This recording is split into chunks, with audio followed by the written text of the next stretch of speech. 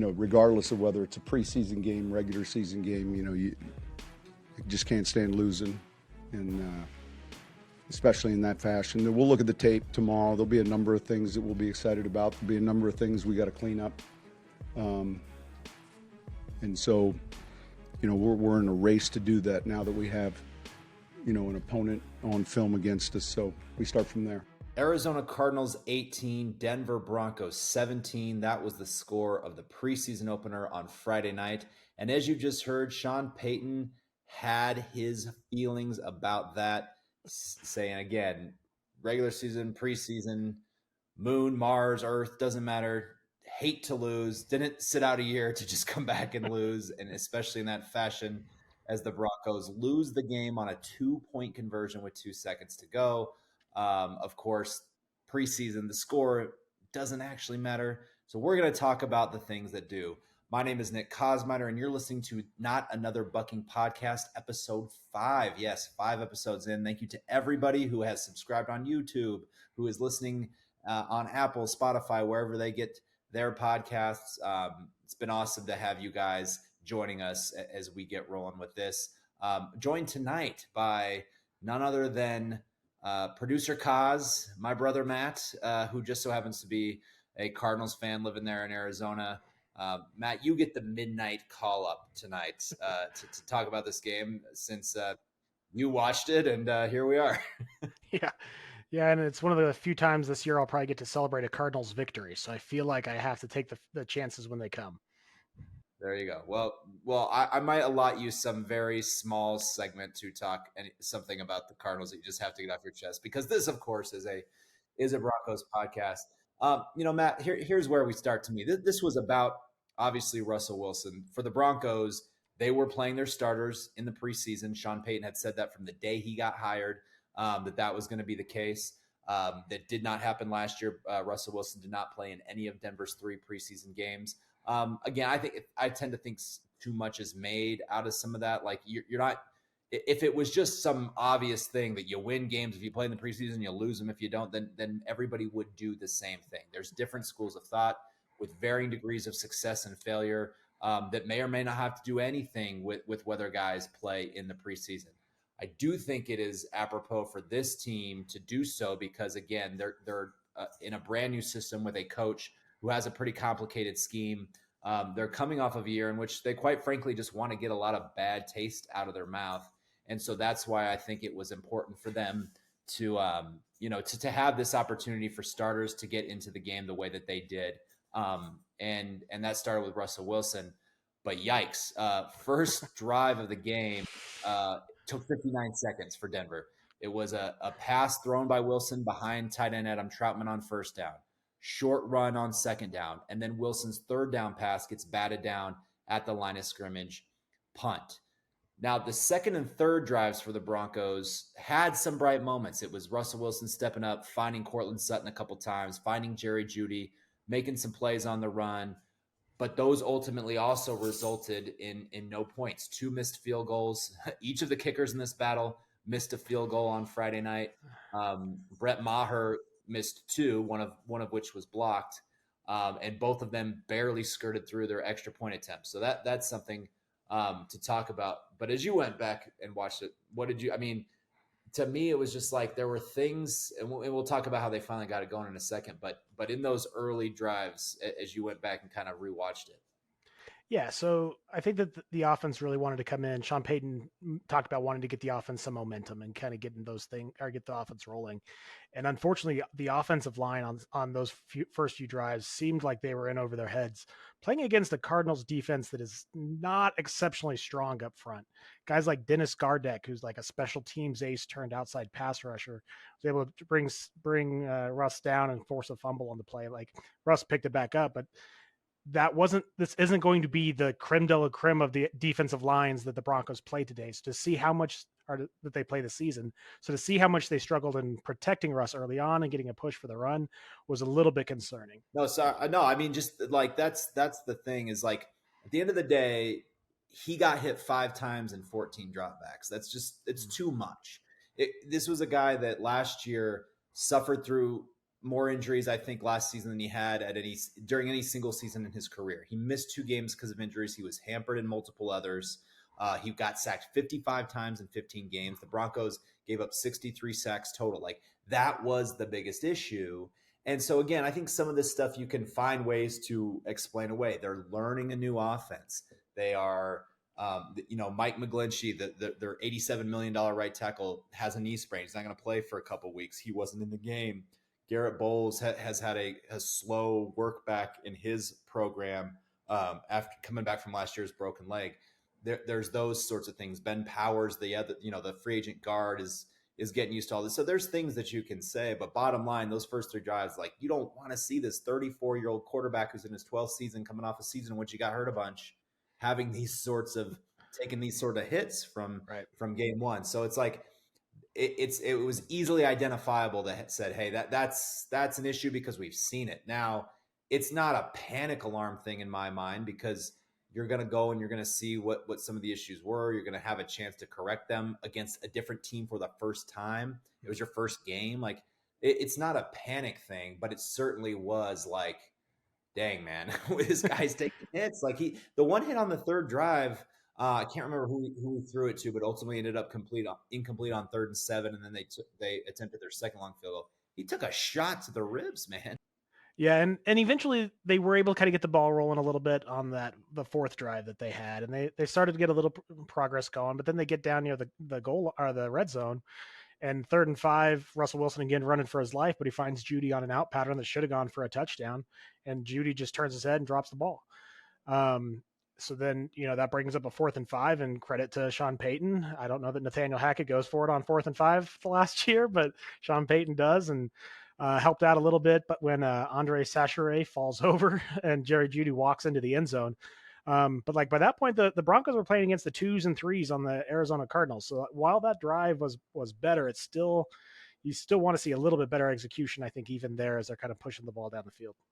Yeah, in the broadcast I watched, they expressed some surprise that the first team offense went back in for a 4th drive, but they ended that drive at, I think, 22 plays for Wilson, and they were shooting for 15 to 18 plays. So it didn't go that much over. And given that they were, again, what they had done on the first 3 drives, wanting, Sean Payton even said, like, I wanted us to have a good taste in our mouths, because I mean, I see your point about like the units that they were going against, but Russell Wilson's line ends up being 7 of 13 for 93 yards, a touchdown, a 102.4 rating.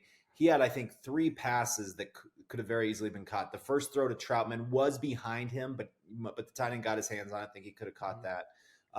There was one on the second drive in which he was about to be sacked, kind of tossed it right there for some underhand toss there. Yeah. Yeah. Underhand toss, which we saw him do a couple times a year ago.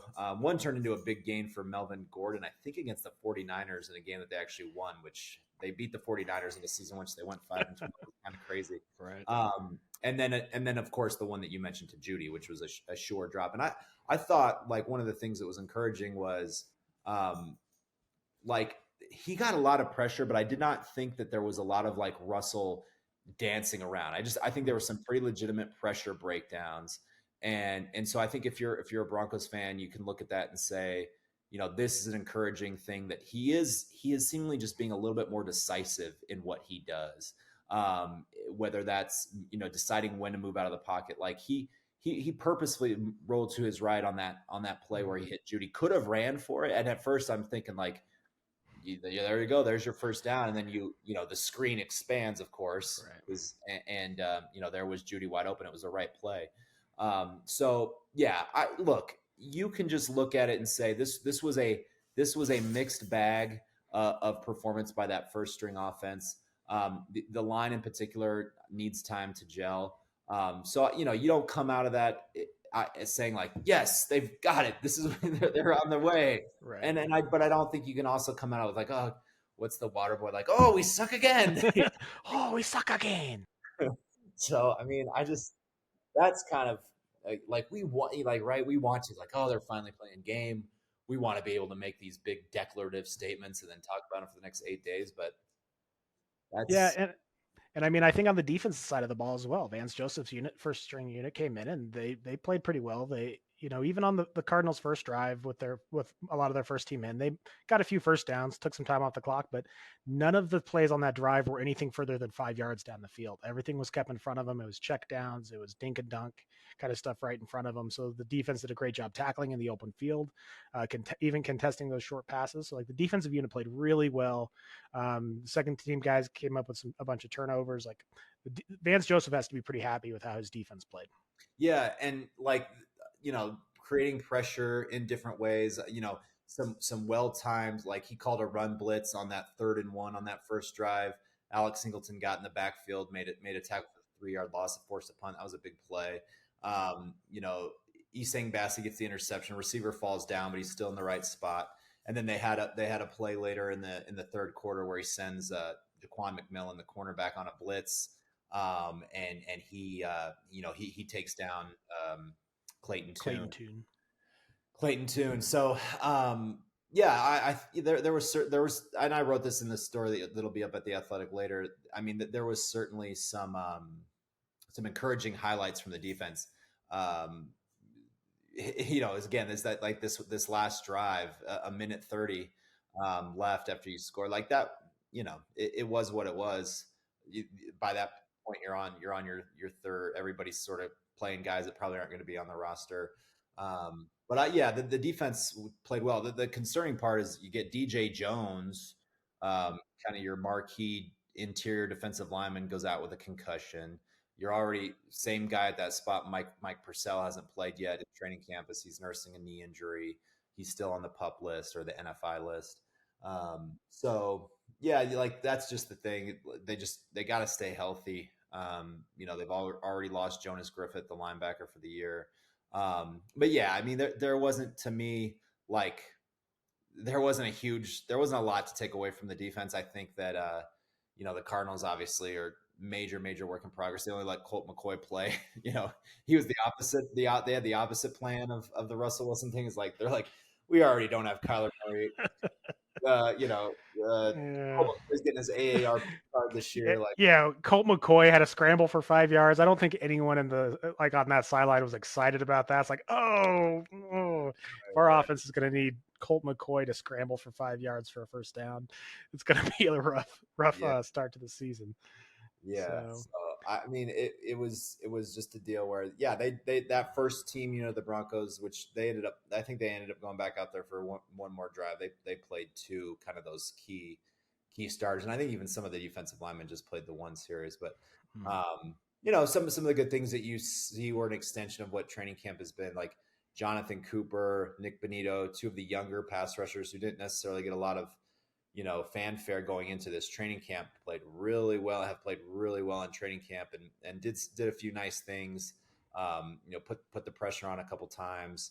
And I thought that was good. They didn't really get home until Elijah Garcia, who's fighting for a defensive lineman spot in that room, had 2 sacks in the span of 3 plays late in the game. That kind of thing stood out. I think operationally the game was decently clean, and you started getting the penalties like late in the game, which I think always in the preseason that's what you have. The guys start to press, or the guys that aren't playing much get out there and like I got to make a play, and then you end up making mistakes. Right, and that has been a point of emphasis for Sean Payton over the last couple of weeks, is cutting down on the early penalties. And while I'm sure he's going to bemoan like the false start penalty in the last 2-minute drive of the first half and things like that, this was a team that was was penalized the most in the NFL last year, and they didn't have a single penalty until until under 2 minutes in the first half. Yeah. So the first team at least played a clean game as far as that goes, which I think it will at least keep Sean Payton from ripping his hair out too much in the next years. And they and just sort of operationally, like they were in and out of the huddle. You didn't see like the play clock dwindling to its expiration on every play. Like they seem to have a pretty good general idea of what they were trying to accomplish. And again, like you're playing pretty vanilla with these game plans. You're not game planning hard against this particular opponent, whereas in the regular season they're spending the first 3-4 days of the week developing this game plan in a way in which they're staying up until 2-3 in the morning, like looking at every single thing. Every scenario is mapped out. But yeah, again, I think the bottom line is that like there's nothing that the offense has been progressing really well in practice the last 3 or 4 days. There was nothing that I saw tonight that said like, oh, they're just doomed. Like they that was all fool's gold. They just sort of like know what Denver's defense is doing, and they're it's all orchestrated. Like it was none of that, like to where you hit the panic button. But it was another reminder that like it's going to take time. And the other thing too, obviously Javonte Williams wasn't playing. They didn't run like Sean Payton kind of said, I think we're not going to like some of our run tape. And the first few carries, I could see that. Samaje Perine got going a little bit. After that, he had a really nice run on their touchdown drive. I think he had an 11-yard gain on the first play, and that sort of helped jumpstart them. He was running hard on that play. Yeah, he really was. He had some physical runs. So again, I just think that's going to be so much more of an element. Like the fact that Russ threw 13 times, like I think Sean Payton very much wanted to get that group going. I think that was a concerted effort to have them to play.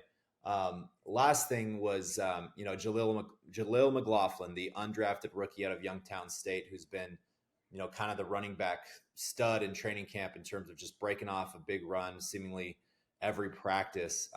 He had to wait. He's the 5th running back on the depth chart, and he was the 4th one to play tonight. Obviously, Javonte Williams didn't play.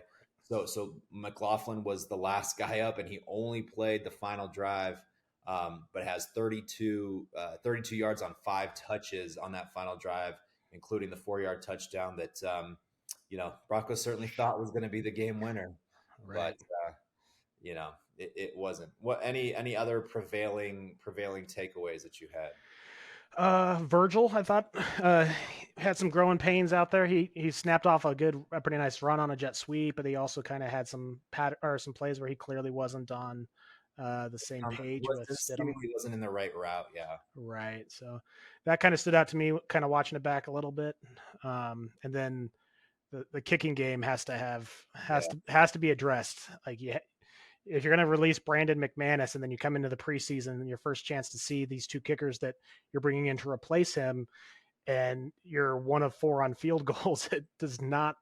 It leaves a sense of foreboding for what can happen, because we all know that kickers, you win and lose games by kickers regularly throughout the season. Well, and especially the fact that like when this competition got put together by way of them, Elliott Fry was the guy that was on the roster when minicamp broke. But then during that span, they went and signed Brett Maher, who had a good year in Dallas last year, and then came the playoffs. Then came the holy cow, got the yips game in the wild card against Tampa Bay.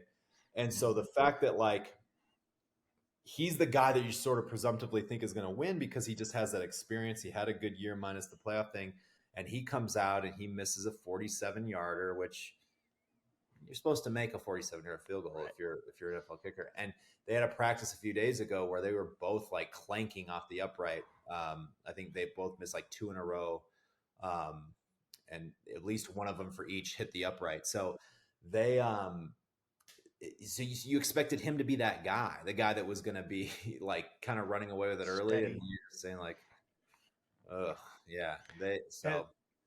And on the block, Sean Payton did blame that on protection more so than the kick itself. So that plays a role. Yeah, I mean, I think anytime, and it was a longer field. It was a 52-yard attempt, so you're gonna have to hit that low, and you can't just let a guy just barrel over you and jump and get the block. So yeah, but who knows whether he makes it or not if it's not blocked. But the bottom line is, that's it's like concerning.